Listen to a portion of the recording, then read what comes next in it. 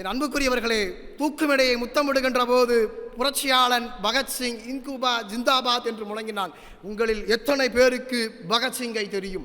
ஆமாம், இந்த நாட்டு இளைஞர்களுக்கு பகத்சிங்கை தெரியும்.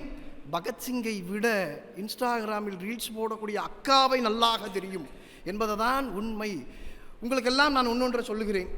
ஒரு நாடு நல்லா இருக்கணும்னா அதுக்கு என்ன முக்கியம்? அந்த நாட்டின் அரசாங்கம் ரொம்ப வலுவாக இருக்கணும். அந்த நாட்டின் அரசாங்கம் வலுவாக இருக்கணும்னா அந்த நாட்டில் நடக்கக்கூடிய தேர்தலில் எல்லாரும் கட்டாயமாக வாக்களிக்கணும். நான் கேட்கிறேன், எத்தனை சதவீதம் இளைஞர்கள் நாட்டுப்பற்றுடன் என் நாடு நல்லா இருக்கணும், என் நாடு வளர்ச்சி பெறணும், என் நாட்டிற்கு வரக்கூடிய தலைவன் நல்ல தலைவனாக இருக்க வேண்டும் என்று சொல்லி வாக்கு செலுத்துகிறோம்?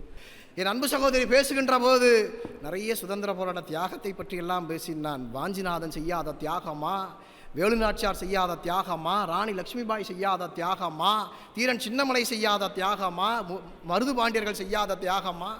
எல்லா தியாகத்தும் இன்றைக்கு குழி தோண்டி புதைத்து வைத்திருப்பதே இந்த இளைஞர்கள் தான்